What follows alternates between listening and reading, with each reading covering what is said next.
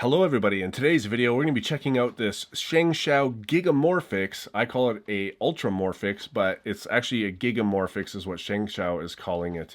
I used to have a Tripoom version of this and I wanted one for a long time, and I got this at the Cubicle.us when I was there visiting, and I just really have always wanted to do this. I know I'm a bit late with this puzzle. It's been out for a while, but not a lot of people have shown it. So I'm going to go ahead and show this thing.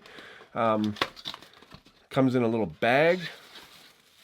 Inside the bag. Now I'm guessing the turning's good. I mean, I've watched, I think it was JR Cuber's video on it, and the turning was really good. Wow. So yeah, it's basically, it's a 5x5 transformation if you don't know. Turning is amazing. Wow. Yeah, that's a really nice puzzle. I gotta say it turns better than the Tripoom one. Sorry, Tripoom, but it doesn't have the weight and like the mass that, you know, Tripoom's version had. That's for sure. But seeing as how I used to review all sorts of Morphix puzzles, I thought it was appropriate that I review the mass-produced ones as well. So yeah, I gotta say this is much smaller than Tripoom's version. It weighs less, but it is smoother than Tripoom's version. And if you don't know already, this is a shape-shifting puzzle, so you can really change the shape. And it's really fascinating to solve this thing because the centers are like supercube centers, but it's actually fairly easy to solve these.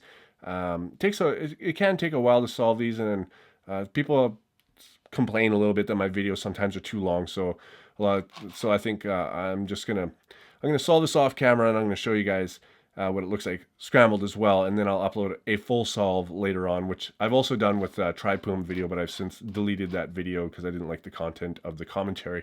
So anyways, so yeah, this is a really, really fantastic puzzle. It doesn't feel greasy like a lot of ShengShou puzzles do.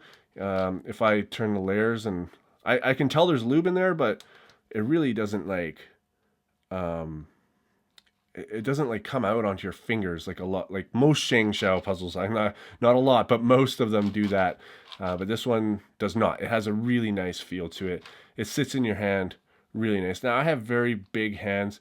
Yeah, this thing is really nice. It's a fairly heavy. For what it is though, it's fairly heavy. It's 160.6 grams. Well, the Cubicle's website does not have anything as far as dimensions go. So I don't know. This is it next to just a regular 3x3. And this is it next to a 5x5, and it looks like the layers are pretty much exactly the same size. Yeah, I would say it's exactly the same size as far as the layers go. And now that I'm feeling it, it's pretty much the same weight as well as a regular 5x5. All right, guys, so I think that I need to scramble this thing. Actually, I'm going to show you what I used to do. I used to scramble it with just 180-degree moves like this. And you don't have to, not at all. It's not like a cuboid where you kind of have to do that. I'm just doing this because I find it fun to keep it in its regular shape, and then you start shape shifting this thing, and it changes shape really quickly. And sometimes you really got to pay attention to how the layers are. And it scrambles up really, really nicely and really, really quickly as well. I really wish there was a black version, but with stickers, but I think that stickers are hard to get on curved surfaces a lot. So, I mean, you can do it, but I think that companies are discouraged by it, so they try not to, at least. But anyways, I think I have a fairly good scramble here, so I'm going to go ahead and solve this thing and then come back and talk about it some more. Alright everybody, so I have solved this thing and it was super fun. It probably took me about 10 minutes or so, but I was also kind of watching something at the same time. These days when I solve a lot of these non-WCA, I do it while I'm watching Netflix or something. But yeah, really fun. It's exactly the same solve as the Tripoom version of it. A lot of people really wanted this one when it was only a hand mod, and now you guys can get it, which is really great. And it's only $16.99 too, which is far less than the $350 of the handmade version. So that's really good for us consumers. Really fun to solve.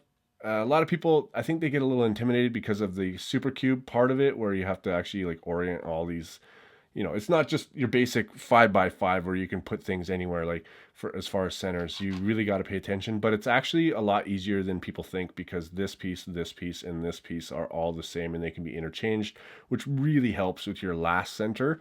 And it's actually incredibly easy. And then you can also wind up with a really weird looking like parody on the edges. That's not actually a parody. It's very easy to get out of.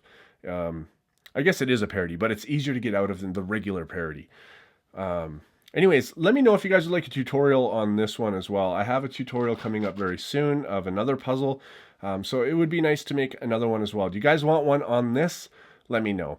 Anyways, guys, again, this is $16.99 at thecubicle.us, but you can get it cheaper by using coupon code CrazyBadCuber at checkout. And I want to thank the Cubicle for letting me grab this off their shelf so I can review it finally, because I really like the Morphix puzzle. This is the Gigamorphix, but it's really called the Ultra Morphix. Please give credit to who it deserves, TriBoom.